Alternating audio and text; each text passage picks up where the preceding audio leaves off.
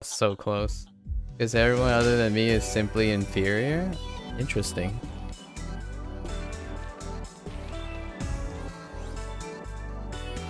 Must be a very lonely world.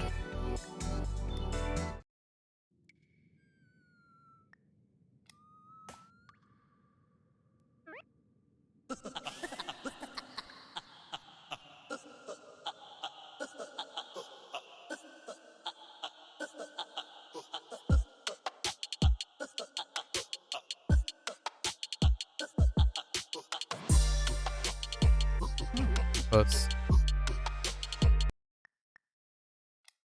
No, I meant that I wasn't learning the skills I need to be employable in your field. Take your word for it. I'm not entirely sure if that's true or not.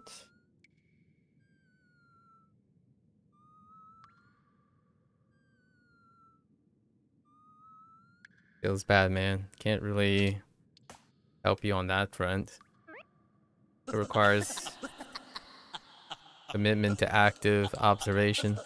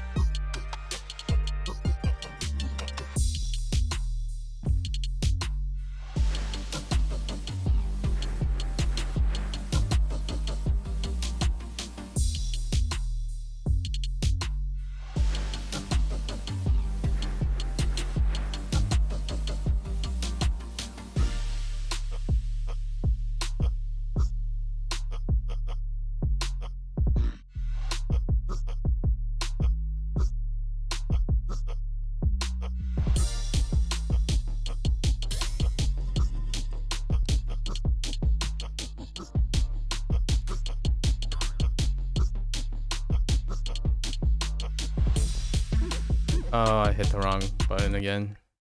Tried to reset. What is active observation? Trying to extract intent and observation of how people improve things. I mean, it's just finding meaning in observation. Passive observation is you're going along with the ride, the experience, but if you enter an observation with intent, then it would be active observation. For example, if getting on Twitch and watching someone, if you are intentionally doing that to, say, for example, to if learning a skill is really taxing and you're feeling drained, you could intently, actively observe someone on Twitch by suggesting that you are doing this action to refresh yourself from what you're currently learning. But that's all a mindset. So it's really up to you how the mindset works. But to be active in something is to be observing with intent, as opposed to passive, which you observe with no intent. You're observing to hope that something interesting just pops up on your lap. So, like, for example, a passive observer would be someone who would come on, right? On this stream, for example, they know me and they look and like, let me see if, they'll say like, okay, well, I want to see if I want to play this game. That's fair. That would be the minimum amount of active observation. You ask yourself then, that is your goal, that is your intent. How do you do that? Well, you could be passively and just say, I'll feel it out. So the minimal effort you can have is just observing and you feel it out. No intent, no procedural protocol, none of that. No form of metric or measurements or anything. An active observer would say, okay, well, first we have to define if the game's objective appeals to me. So we'll look for the game's objective. And then next we'll evaluate its visuals or its audio. And then third could be, hey, let's try to derive and observe the streamer to see what their comments are and what type of streamer they are and how that resonates with them. Those are all intents. They're procedural things that you are going into a sounds Voltex. That's just, I mean, it's just one song, so you're already passive observing. But hey, you go with your feel, go with your gut. But so the idea is, first of all, you don't make a deflection remark to depreciate someone else's comments, but I'm actively answering your question. You're passively making jests to deflate the participation. A lot of times when you make comments and jokes, I know you meant the rhythm game. Because I know what that rhythm game is.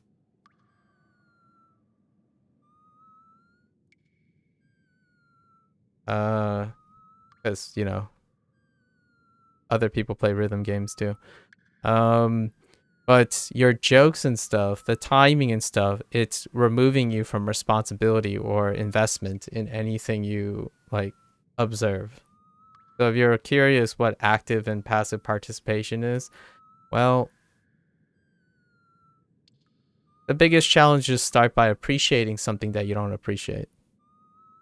That's probably one of the goals of active participation. If you don't appreciate it, try to figure out why other people appreciate it. That would be active participation. Observation.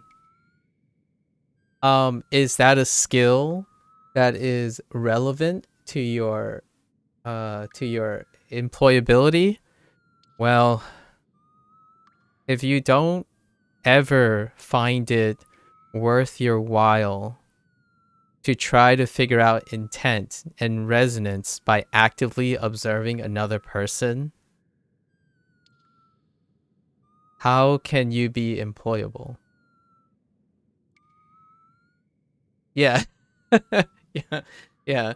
So you don't have to tell yourself, like, here's the thing. I think part of this is you might be thinking this is an excuse. You're making yourself feel better for doing something as a guilty pleasure, but the guilty pleasure is a mindset of your own. So I play game when I have to do work, right? Like, say I have to learn the semantics about a project. When I go and do something else, often many use it as a form of guilt. So, like, the first comment you made when you came on was like, oh, it's not a good thing. Like, I'm here instead of learning something. It's like, if you knew that, right? You're robbing yourself. Like, you're the person that's making yourself feel guilt. You didn't even try to work? I mean, that's all right. I'll take that for a fact, right? You make yourself, what is making yourself even more guilty is going to accomplish. So what is your intent? Your intent is to get back to work. So what you do is you make yourself doubly guilty for getting on Twitch to watch someone. Does that help you achieve your goal? The answer is not clear cut. For some people, that guilt makes them go back to work. So, but you have to ask yourself, if that's helping you get to your goal, right? So intently, actively I call it more active participation. It doesn't have to be dealing with observation, but you're actively participating. What are you getting from deviating right now?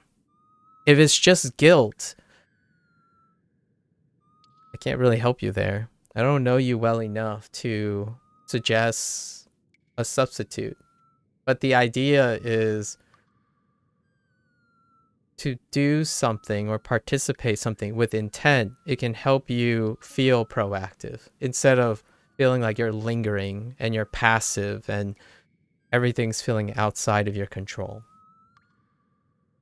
I don't know if that helps or not, but you can feel good about doing something to help you relax and unwind. Obviously, yes, time management is a big deal. I don't really know what you're working on. I'm just saying that sometimes sometimes if you feel guilty about something and it's guilt that is pulling you down, piling on more guilt sounds like it doesn't work for you. Like you're just, I can tell you though, there are people who like legitimately the moment they remind themselves of guilt, they like go back to hard work. So it does work for some people. But you historically will know if guilt helps you get motivated. Does it? I'm not entirely sure. So I don't know the answer to that for you. But for me, I do work for an hour and then I distract myself and observe something else. I don't stop learning, but it's nice to learn other things while learning something for me. So no, I don't always stay on task, for sure. Like playing this game and doing other things. I actually have a lot of tasks juggling around, but I don't often feel guilt. It doesn't work for me either. Self-care is not, it's one of those things that I don't think as an American, someone who's like raised in American culture, self-care is paramount to one's performance. If you can only squeeze in, if I had someone who can only work consistently for 30 minutes but know how to take care of themselves, I would trust that person more than someone who can work 3 hours and can't take care of themselves, because I know that it's not sustainable. It will actually make you very unemployable, because you can't get the consistency. Obviously, 3 hours and 30 is an extreme. You might have to litigate that, but say like 1 hour of great performance, right? Because they know how to exercise self-care. So out of the 4 hours, the 3 hours, they'd be distracted, right? And then there's someone who works 3 hours and distract them with 1 hour, but they don't exercise self-care. Well, eventually the second dude is gonna fall off. Like they're not gonna be sustainable. So you're looking for habits that can reinforce your sustainability. And I hope you can find that at some point. That's what I thought you meant by revival. When you're like saying, I'm alive again. You found like your reason to feel good about yourself. I hope you find it.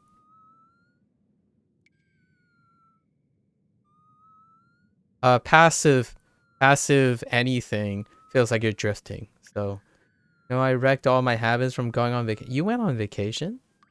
Of anything I'm dedicated. Oh, interesting. Were you working? Where were you going on vacation from? Your classes? 3 weeks of holy heck, that's a really long vacation.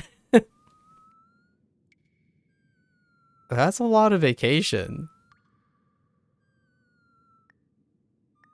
I think you've gone on a longer vacation than I've ever gone on in my entire life.